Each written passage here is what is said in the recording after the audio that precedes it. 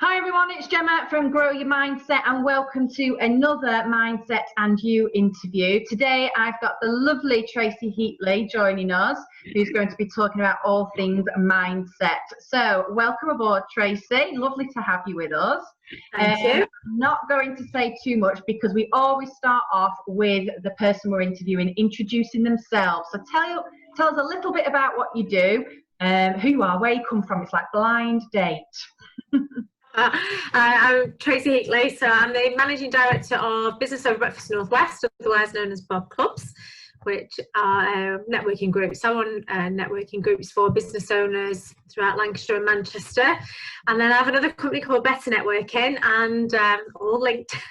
And I train people in networking and communication. So I do workshops, do one-to-one coaching on networking communications, and do in-house training with companies. So this is a bit different for us today because a lot of our past interviews have all been linked with education. We have had one other who works in the banking sector, but it's nice to talk to somebody from a business point of view about mindsets. And actually, you've not mentioned it, but you do something else, don't you, on a weekend? Radio. Yeah, you do the radio. So usually, and you I'm might... a radio presenter. Usually, Tracy is interviewing other people, so the tables have turned today. We're getting the opportunity to pay back for the interview she's done with us. So can you tell us, Tracy, about obviously your company's about networking, you've got your Bob Clubs, which both myself and Liz are involved in, but how did you get there? What was your little path to getting those businesses up and running? I think it's funny, isn't it, because I didn't have a set thing in mind of what I wanted to do when I grew up. I just almost, you know, when you look back and your life kind of falls that way, does it end up that way, or you put it out there what you want and you get it? Do you know what I mean? But I had no definitive plan, and you may or may not know this, probably not. But I've got a 29-year-old son. So I had my son when I was 18. A few months later, I was left on my own with my son, which is not easy by any stretch. And so my motivation at that point changed. I think my mum would say I was very selfish until that point onwards, but it's different, isn't it, when you become a mother? So then my motivation completely changed, and I worked, and then I went back into education in my early 20s, and it was at that point I was studying for my degree. And as part of that was a managing self thing. I thought, what's all this nonsense about? And probably that was the start of it really for me. So that was all about self-reflection, and then it just sort of grew from there. So I then trained with Tony Robbins a few years later. Well, I was thinking about this before. It's probably about 2004-ish, I think. And that was great training. So I did his course over a couple of years, which was fabulous. But then thinking, well, this is great that I get to make these changes myself, but how's he done what he does? So I then went on to focus on NLP. So I became an NLP practitioner and then an NLP master practitioner. And by this time, I was already a chartered marketer and all the rest of it. So I was in marketing before I did what I do now. So I've worked for myself a long time, and throughout all of that, I just firmly believe that if you don't look after your mind, nothing else will work properly. Yeah. It's all very linked, isn't it? And so I learned that I can choose my emotions. I can choose the way that I react to things. I always knew that I was resilient, but yeah, so it all came from there, really. And for those people that don't know, can you just tell us who Tony Robbins is? And Tony Robbins, yeah, he's a gigantic 7-foot-something American guy. So I think if people are into personal development, they perhaps may not have heard of him, but I would describe him as probably the most successful life coach in the world. I think he charges something like $100,000 an hour for one-to-one stuff, but he spends his time training other people, you know, doing seminars and things like that. And it's all about personal development. You do a firewalk and stuff like that when you're doing the training. Yeah, yeah. So you've done a firewalk, haven't you? Twice, yeah. Yeah. So how was that? Because you really got to sort of discipline your mindset with something so challenging as that, haven't you, really? Yeah, it's all in the mind, because if your mind's not focused and you don't get yourself into that right state to do it, as bizarre as it sounds, then you can't do it and you will burn your feet. Yeah. It's quite often one of the challenges when you're doing the firewalk, it sounds like it's going to be miles of this firewalk, and it's not. It's probably about 6 feet, but I'm still hot burning coals at the end of the day. Yeah. And you focus and you have to be in that state. Now, if people do ever, it's unlikely that they will, but if ever they did burn themselves or get let embers stuck that burn, it's actually when they get to the end and they get onto the grass and they come out of that state.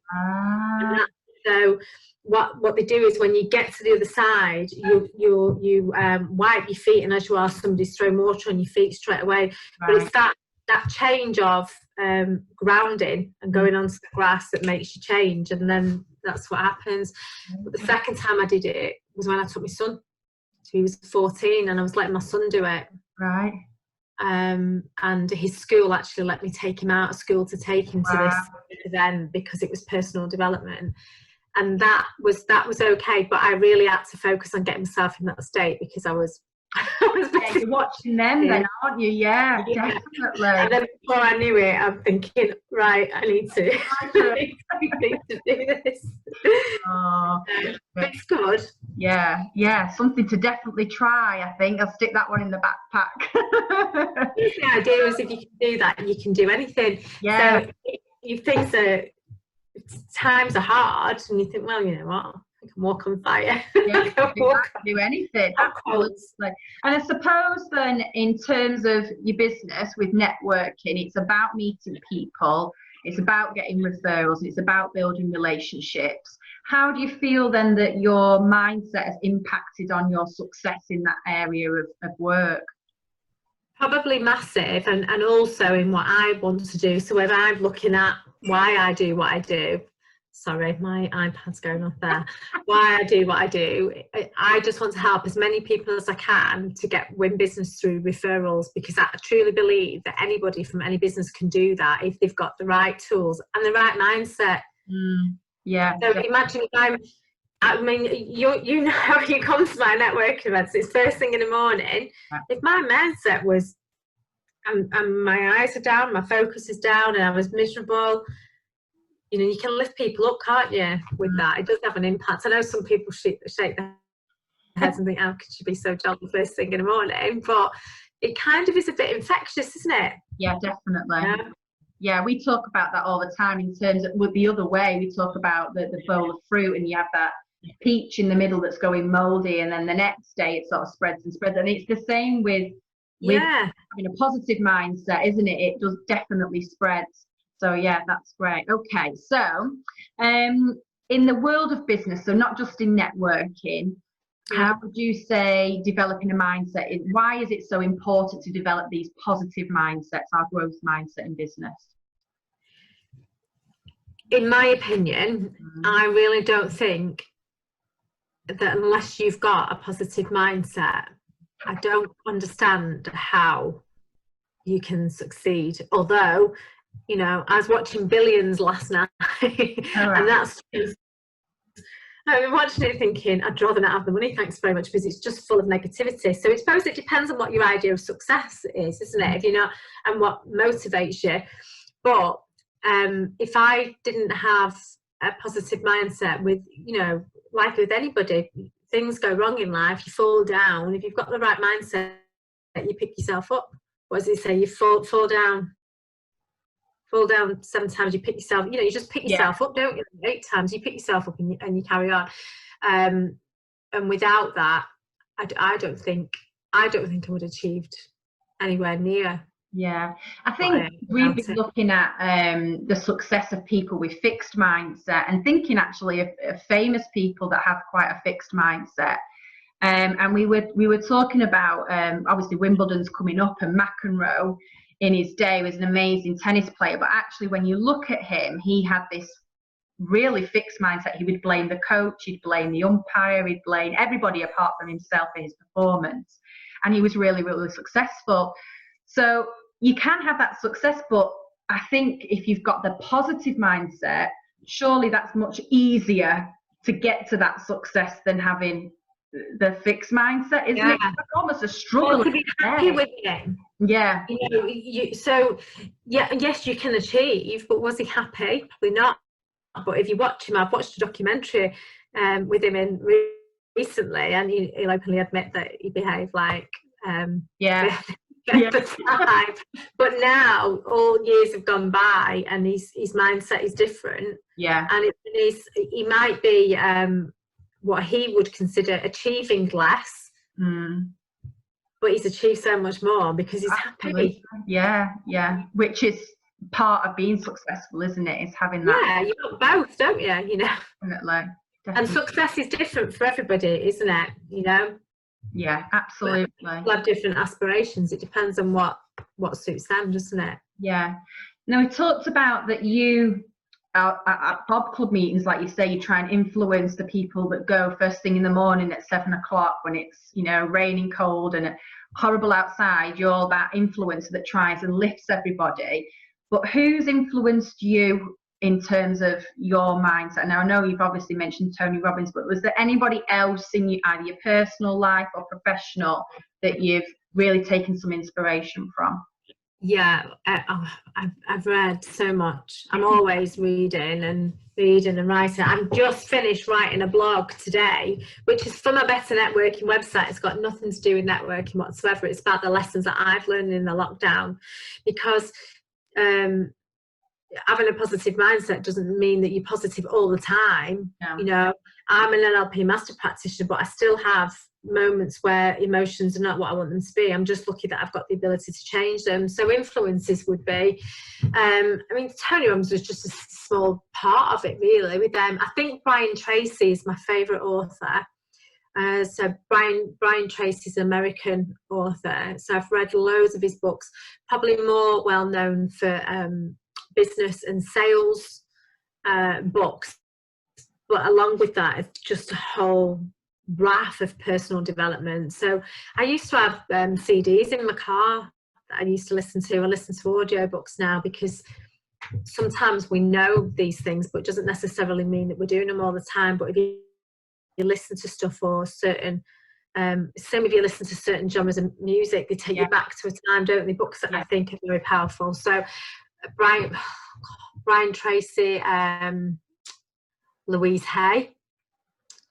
There's so many. I like Simon Sinek stuff. I know you've been reading some of that recently, haven't you? So but I'm a bit of a saddo, really, because usually what I listen to is like I listen to and read business books, marketing books, and personal development stuff all the time. Yeah, because you can always pick something up, and sometimes it's those little snippets, little nuggets that you didn't know about, or you get reminded of. I need to go back to doing that. And we were talking about that the other day, weren't we, about a couple of courses that we've been on recently that you go on thinking, well, actually I'm all right at this already, or I know about this already, but then you come away and think, well, actually I've got 3 things here that I need to action on, I didn't know, or I need reminding on, and that's what it is sometimes. I think people sometimes miss those opportunities, don't they, because they think, oh, I've done that already, but it's always good to keep coming back to it, isn't it? Yeah, it is. And actually the blog I've literally just finished just before I spoke to you. I've put in it a couple of habits that I've done during lockdown, and one of them came from a Brian Tracy book that I read years ago, and I've done this for a long time, but you know, a couple of months before the lockdown I'd got out the habit of doing it, just literally about 2 months before, and I've gone back to doing that. And simple as it is I write down 5 things that I'm grateful for every day, and I do that in the morning, and I've done that for years and years and years.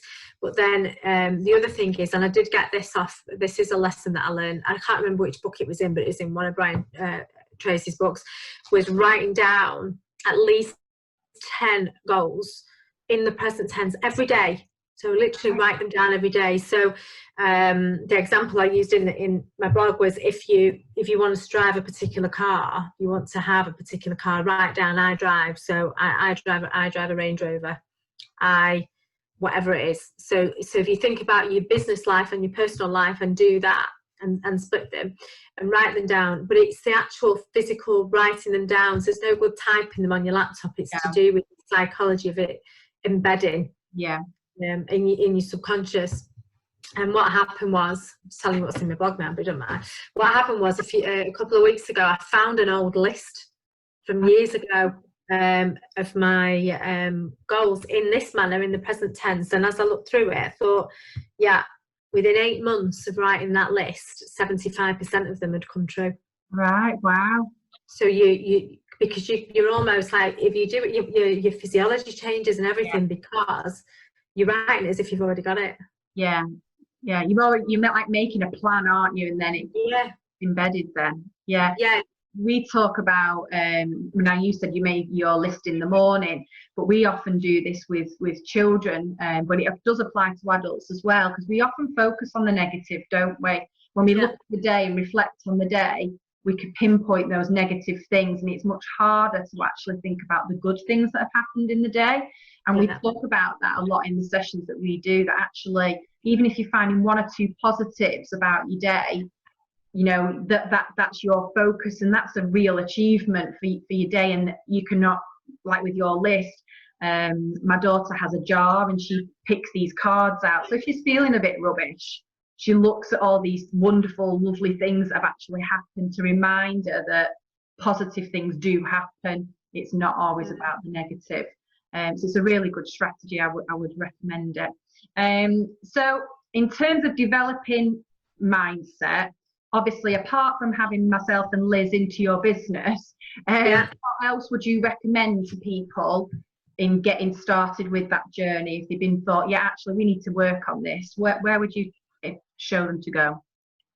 You know, even reading, I think, even just reading around it to start off, reading blogs about it, reading books about it, listening to things, but then, you know, coming to somebody like yourself, you know, it's going to happen quicker, isn't it? Because you'll be able to share a lot more knowledge and information. And don't ever stop. You know, there's the stuff I'm learning about myself now. So, you know, I'm doing an MBA at the moment as well. So again, as part of that, there is a reflective practitioner module on the MBA. So it's over 2 years, and I've just finished the first year. But so you have to reflect, but not just think, I could have done that differently. You have to write about it. So you have to put it down on paper. So there's still things that I'm learning about myself. So I think just always be open to growing, always be open to learning. But reading's a good thing. Stop watching the news. You know, just it's serious. That is what's causing your negative mindset. It is to turn it off. That's in your control, isn't it? And away from I think the times of day that your mind is most susceptible is first thing in the morning and last thing at night, which is usually when the news is on. So why would you? I mean, I know if I hear people talking negatively on radio, TV, or whatever, I find it draining. So just don't do it. don't watch it. And I'm not being blasé about it, and I don't mean any disrespect to the media, you know, but people tell you if something's gone on that you need to know about. You see it on Facebook or something, and you know, do affirmations, write down your grateful list, or do your positive stuff instead. Even that, I reckon within a week, if somebody cut the news out and did that instead every day, they'd feel tons better. Be interesting to see, wouldn't it? Yeah, definitely. So you mentioned your blog already, but just if people are interested in what you do, or maybe are interested in the networking side of things, or just finding out a bit more about your blogs, because you have blogged a bit about mindset already, haven't you? Yeah, and that one is today probably as well, because it's about my down lessons, what I've learned. So where can you find all that, Tracy? Where's the best place? So if people are interested in actually networking, going to a networking meeting, the best thing to do is go to bobclubs.com/NW. And for my blogs or my radio interviews, I've interviewed you. So for anything to do with my networking and communications training, or to listen back to my radio interviews that I've done, I'm launching a new podcast within the next couple of weeks, and the blogs is Better Networking, better-networking.co.uk. Yeah, brilliant. So Tracy's done some brilliant blogs, so please go and have a read of them. Really informative, and we can say as well, both myself and Liz are thoroughly enjoying our networking sessions early in the mornings. It's going back to 7 o'clock now, isn't it, Tracy? We're going to have my positive head on in the morning. Yeah. But yeah, they're brilliant. So if you are wanting to grow your business, please get in touch with Tracy. But thank you so much for having a chat with us today. Thank you. To find out about your background and things that really interest you. And it's lovely to hear that you are like Wonder Woman in the world of learning. You just never ever stop learning, do you? You're constantly looking at ways to develop yourself, which is just amazing. So thank you very much. And like I said, there'll be a lot more interviews coming up. So I think we've got Sally McAvoy, who's going to be coming up from the Co-op Banking Group in the next session of Mindset and You. So make sure you tune in. But for now, we'll see you later. Take care.